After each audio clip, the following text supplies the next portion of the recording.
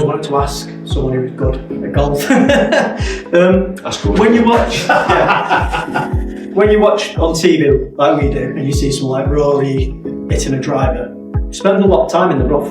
It doesn't hit the fairway as much as what you think you would do. Yeah. Would you or yourself play the same way, say if it was just you out by yourself? Or does the fact that you've got a spotter make a difference in terms of your thought of how you're hitting it, that you're not going to lose the ball? So when you go into the woods or into the rough, we're losing the ball and sit your job. Yeah. Yourself, do you find yourself playing different on tour than what you would do if it was just you out there by yourself? No, not necessarily. Not necessarily, no. Because at the end of the day, like we're not graded on how we do on a day-to-day basis. Do you know what I mean? We're graded on how we do in tournament golf. Yeah. But I think it obviously helps having spotters there because it gives you that freedom of the fact that right, I'm stood on this hole. There's absolutely no chance I can lose this ball unless I hit it in the hazard. That's the complete opposite of what we do. We're stood there going, right, this is going to cost Andy $4.99. I see it all the time. It's just one new mansion on me. Is it 7 you lost? I loved it. 4. You lost 7. That's good. In total, let's just say I have to go on Facebook Marketplace and buy a few rolls every week. Just buying my late balls. Well, I can't imagine how horrendous that must feel when getting this big one out and there's people around you. Oh my god, the nerves that you must have. It must be. Is there anything that gets close to the nerves that you have through that moment? It's more anxiety and the way of it, but like I just had a session with my psychologist on Monday about feeling a little bit anxious when you're playing and stuff. I said, you just got to put your head in the fire and embrace it and accept it. I'm here now. I've got to do the best I can possibly do in this situation and just try and embrace it as much as you can. The more you start thinking about, oh, I'm nervous, that's just going to make you more nervous. Whereas if you hit it full on, put your head in the fire as such and say, right, this is the situation I'm in, I've got to do the best I can possibly do on this day in front of me. And then you've got all them different keys that you go through to give yourself the best chance. Yeah. And I think sometimes when you come off the golf course, if you feel like you've committed to every shot and you've gone through your processes really well and you've done everything you can possibly can to do on that day to give yourself the best chance of playing well, then that satisfies your needs. Whereas if you've gone out there, you've hit uncommitted golf shots, you've been not on the task that's in hand, and your mind's been wavering all over the show, that's when you start to be frustrated because you know you could have done better in that way.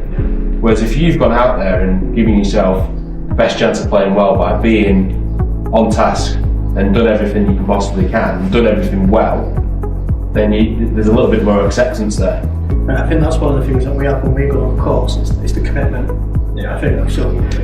Angry golfer Jamie, he's not here today. He's mentioned he's probably the best player out of all of us. And the difference between him and us massively is his commitment. Yeah. He's got 100% in with as much anger as he possibly can put into the ball. And I think it does. It works for him. The younger he gets, the better he gets. Yeah. It does make a difference. And what's your thought process on each hole? Is it just shot for shot? Or are you thinking a couple of shots ahead? So other sports, obviously, snooker for instance, you're thinking 4 or 5 shots ahead. Or is it Just that one that's there, one shot at a time, yeah. So I see where it wants and then go. Yeah, and then you go from there, yeah, and you go from there, yeah. Distances and Take it from there, and then obviously it's a game of chess, isn't it? Golf at the end of the day, you're trying to get the golf ball round in as least number of shots as you can. Sometimes you don't have to hit it to 5 feet, you don't have to hit it to 10 feet, you know what I mean? Sometimes 30 feet is a good shot because you're out of position. But when you're out of position, making sure that you get back in position as soon as you possibly can. Because you don't want to have a mistake and then follow it with another mistake, because that's when it starts to unravel and gets away from you. Yeah. So we stand there sometimes and you go, God, Jamie, I'll leave that up. Have you ever had that on tour? Is it next to somebody who's gone, he's another level? Yeah, obviously I played with... No, who's the one? Who's the one who I would say is the best player I've ever played? Yeah, as in you want, like, when you were there, he played the best at that point of view. You know what I mean? Not the best player who... Oh, yeah, that's so difficult to say. That's so difficult. He's got too many friends. Too many friends. Go on. That's so difficult. God, you don't need to. I played with John Rahm, and Will Zalatoris is a really, really impressive golfer. Obviously, he struggles a little bit with the short stick, but from a ball striking perspective, he's world class. You know what I mean? and I've been very fortunate to be able to play with some of the best players in the world. But Jon Rahm just has that kind of aura around him. I can remember when I stood on the first tee, it was the third round of the Scottish Open, I was right up there at the top of the league, and he shook my hand on the tee and you just knew he was there for business.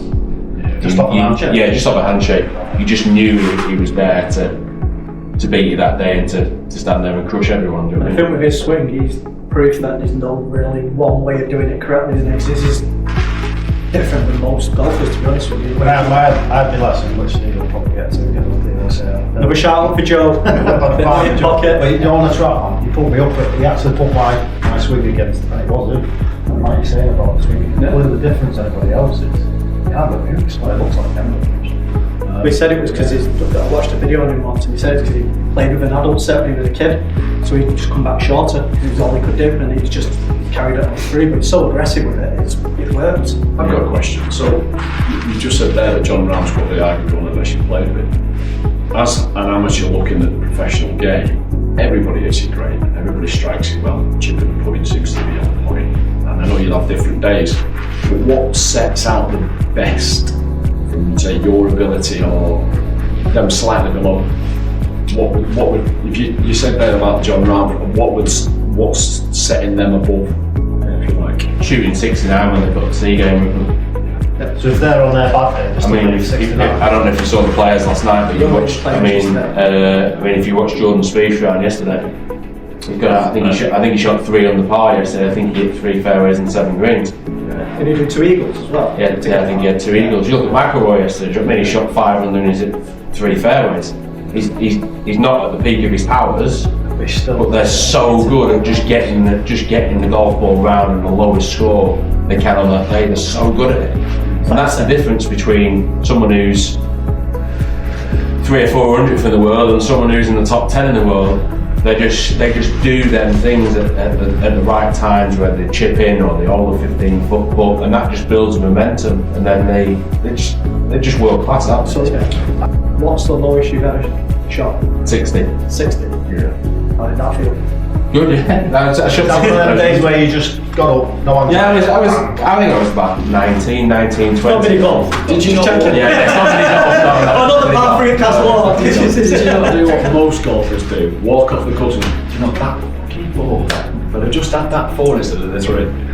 Whatever, and I shot 59. I think Because it doesn't matter what we do, we always couldn't have, shouldn't. I've had 10 under a few times, and you're never satisfied as a golfer, are you? Always come off and go, oh, that putt lipped out there, it could have been a little bit better, and we're always looking for that one shot, or if I want to never have that left in the bunker and didn't get up and down. And that's what I was talking to you about. Like, you're never happy as a golfer, because there's always that next level that you can get to, and you always want to strive to get better all the time. Yeah. So in the last 12 months, try and make us all feel a little bit better. What's your worst round? 79 maybe. 79 maybe or something like that's probably my worst I've shot. So a dream score then. Yeah, probably 79 yet. But what's your hopes and dreams for the next 12 months? What's the goal? I'd like to win on tour. That would be a goal of mine. Obviously, it's I've won at every level that I've played at, apart from on the PGA Tour. 6. It's 6 on Wikipedia. Yeah, I think Wikipedia says 6. Yeah, I've won a couple of times on the Euro Pro when I first came out on the Alps Tour, the kind of 3rd tier at golf. Won a couple of times on the Challenge Tour, and then obviously the level that I'm at now, I've not won at. So obviously that's obviously a goal, but I think if you put that up on a pedestal, it can become difficult. So for me, it's just the fact that if I can consistently go out and play well and keep achieving my goals and keep ticking my kind of 1% off and improving in every area of my game, then that will take care of itself. And in terms of your play, holes in one, how many? I can't remember how many holes in one I've had. Can't remember. Wow. I can't remember how many holes in one I've had. I've had a few, yeah. I've had 2 I've had one on the DP World Tour. That's got to be nice. British Masters, but unfortunately the COVID holding one. So COVID holding ones were never great. I see an interview. Yeah. So did you celebrate? Yeah. Myself? Yeah. I won on the Challenge Tour last year, and then I've had a number of holding ones kind of in my amateur days. And At least you're not feeling private here. So Jamie's he claims 2, doesn't he? He claims 2. So had one at the picture putt at Eaton Park. First time we does that count? Well, I was looking at a bird at the time, so you haven't said it. Right, but I'm letting him have that one, 'cause I'm not going to take that away. He's also had one on Sim Golf. The hole-in one on Sim Golf count. I don't think they should. Ooh, try to go. Yeah. I don't think they both of should. them don't count. I don't think they should because I play a simulator game. I've had one on that. I've had a few on the track man. There's the Pro at Fleetwood. I think he's had about 6 or 7 or 8 on the track man. He don't count them. To be honest with you, I think you would play it on PGA 2024 or 2K24. Yeah. On that and try claiming that. I think on the corn Figure the R2 to get the backswing. So if I get on this in 1 second, I'm taking it to go to Jamie. I'll let you still keep it. So last year, Jack, the Challenge Tour. Yeah. How was that when you lost your card the year before? How was that from an emotional side of things? How did you deal with that? How did you? I mean, because it must have been a bit of a setback. Yeah, it was really tough. I had a lot going on in my life off the golf course. And it was tough, do you know what I mean? I came back on medical, probably came back a little bit too early, but I didn't know when the right time for me to come back was. And then I just struggled really. I struggled with my game for a period of time, and I had really low moments. But that's just professional sport, and you're gonna have low moments because everyone's career goes like that. It is like a roller coaster. And if I look back now, I made the right decisions with the information that I had. Got a new psychologist on board who made a big difference to me from my life as well, more than anything, because I was really struggling because golf was taking over my life as it does, because it is your career and you are invested so much into it and you want to be successful. And it's getting that balance in your life. Like, golf's obviously there, but also you've got your personal life and your family and everything there as well. So that gave me a real perspective on trying to gain that balance. And I think when you're playing golf on a professional level, you sacrifice so much. You miss friends' weddings, you miss personal events, you miss a lot of things. And I think when you put in so much sacrifice in, but you're gaining nothing at this side, you're not playing very well. You're feeling really low about yourself, you're not achieving what you want to achieve, then you don't have that balance. The golf's here, the personal life's here, and there's no balance in it. So I wanted to try and get back there level, set the scales straight, and then my psychologist said to me, until you get them scales back level, you're going to find it really, really difficult to go out and play really good golf. Because So getting in your card again last year, was really a proud moment. yeah, it was a really proud moment, and it came down to the fact that obviously I rededicated myself to the game, and I looked and I said to myself, look, do I want to continue to play? And yes, the answer was yes. So I had to have the conversation of how am I going to give myself the best opportunity of getting back onto the DP World Tour? And the way that was to rededicate myself and to look at what's worked in the past for me. And I'm very lucky because I've had so many ups and downs in my careers. I make notes. I've got a really good coach who's been with me for years, do you know what I mean? He knows my golf swing in and out. My wife, who obviously supports me every single day, and she's obviously a good golfer herself, and she caddied for me for 6 weeks last year, and I finished in the top 5 times in them 6 weeks. She makes better decisions than you. Yeah, that's right. I mean, it's just tough. Yeah, and I just looked at, I just stripped it all back and said to myself, how am I going to get back to the level where I was?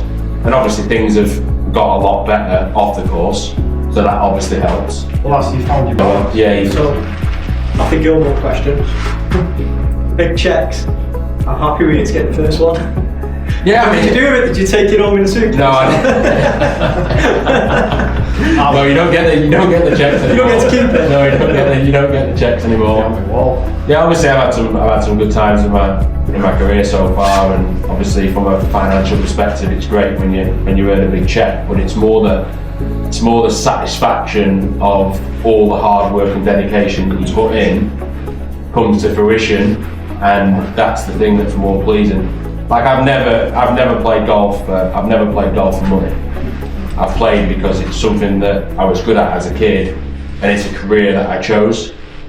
And you can see that from, I mean, if you look at the guys on the PGA Tour, they've got more money than they know what to do with. Do you know what I mean? They could all sail off into the sunset and do whatever they wanted to do. But because from a young age they wanted to be PGA Tour winner, major champion, that's why they continue to strive. It doesn't matter how much money they give them, they'll still continue and want to strive and be successful. This is a thing that I never had when I was a kid. Like, you'll never find anyone really who plays at a really good level not have a rangefinder on the back these days. Just because it's a really key equipment, isn't it, at the end of the day? Because it gives you so much information. What I find is that John's actually given me one, but like, I'm holding it like this and I'm like this. I can't. Yeah, because you're not used to it, but once you get used to using it, you pick it up, find the flag, and away you go. And it's such I think it's such a key kind of part of amateur golf, and I think it has helped a lot of amateur golfers. Do you not think you should be able to use them on tour? We've had this debate. They've allowed it, haven't they? Yeah, they've allowed it I think they allow it in the PGA Championship. I think they allow it at quite a lot of amateur events and college events as well in the States. But it's a tricky one, you see, because I still think that if you had a Bushnell, guys would still use the yardage books, because this doesn't give you the information that a yardage book will give you. It doesn't give you how far the pin's on the green, where the slope is behind it, or anything like that. So I think people will still use it from that perspective. The thing that this would help with is obviously if you've got a guy who hits it a long way offline and he's miles away from anything that's in the middle of the fairway or a bunker that gives you a yardage, he could just literally pick that out and hit it. That would obviously save time. I think that speed up play, and I think that's the big thing at the moment, talking about the speed after TGL and people realising how slow in golf can be in the open compared to sim. Does it bother you when you're with a slow golfer around? I think we just get used to it now. I mean, the majority of the time, you're not going to get around an 18 hole in tournament conditions in less than 5 hours. That's just that's just the norm of it. But I think also now as well is because there's so much money in the game, and there's so much more on the line. I think that's what has led it to become a little bit slower. Because people are taking their time. Yeah, 25 years ago, you'd never have a guy who's got a putt to win $4 million on the last green. That just didn't exist. Do you know what I mean? So because there's so much more money in the game, people are going to be a little bit slower. But I think there's something that definitely needs to be done to obviously speed up the game. But if someone had the answer to it, I'd love them to chirp up and give us the answer, because no one's going to walk around with a stop clock with, you've got this amount there. I mean, they did the shot clock masters on the DP World Tour, and I think it worked. But that's then really difficult to do because you'll need so many more officials. You'll need an official with every group, and it's difficult because that will then add a big cost to the event. Who's going to pay for all these officials that we now need and everything like that? It's in football as well, though, isn't it? Do you know what I mean? Like, time wasting in football is a massive thing. Like, they're obviously going to bring this in now. If you have it for 8 seconds, you're going to have a corner next season.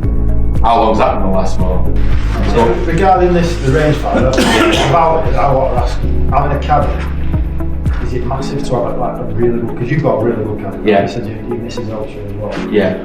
Having that on board and helping you, like, navigate round. That must be massive as well. Even reading green when you want to putt. It's got Yeah, I mean, my caddy doesn't get involved with the green reading, but it's more having that second set of eyes and just giving you that kind of clear picture of someone saying to you, even if, say if you have like 185 yards and it's a little bit back into the wind and you're saying, oh, it's playing 200 yards, for example, then he might say, oh, well, I don't actually think it's playing 200. But because he's looking at it from the outside and he's not involved in hitting the shot, sometimes he actually has a clearer mind than you do. Because that's his job at the end of the day, to read the conditions and to give you the best yardages and to give you the best opportunity of shooting the lowest score you can possibly do that day. But a caddy is so key, because at the end of the day, the majority of the time, the player has a great idea of what they're doing, but there are certain times where a player might be trying to take a shot on and he's not thinking clearly. And a caddy goes, look mate, I don't think this is the right shot. And I think you should be laying it up there down the left hand side, giving yourself the best chance of getting up and down and making a fall the hard way. How many times have we seen it where a pro will take a shot on, it's not the correct shot, but because we know as pros that we can stand there and pretty much hit any shot, because we've done it before, then the hardest thing is sometimes when you're playing really, really well, you think you can hit any shot. And then that's when you start to miss it in the wrong spots because you can become too aggressive. And a caddy just reins that player back in and goes, look mate. So they are important. Yeah, they're really, really important. They are really, really important. Not like years ago, they just carried you back. They are really, really important. And at the end of the day, like I've started working with a new caddy, I've said to him, I want you to have my back at all points, and he's done really, really well, and he's really, really helped me, and we've built that relationship. And you're just learning more about each other every single week, and you'll get to that point where he knows exactly what you're thinking before you've actually said it. I'm able to get straight out.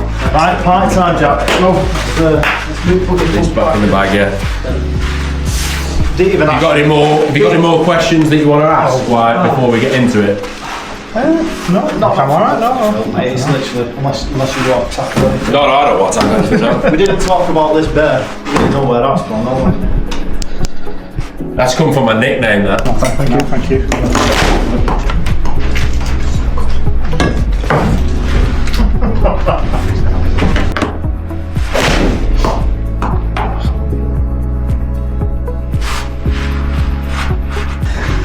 BadatGolf, Jack Senior, 2 iron challenge. Let's go.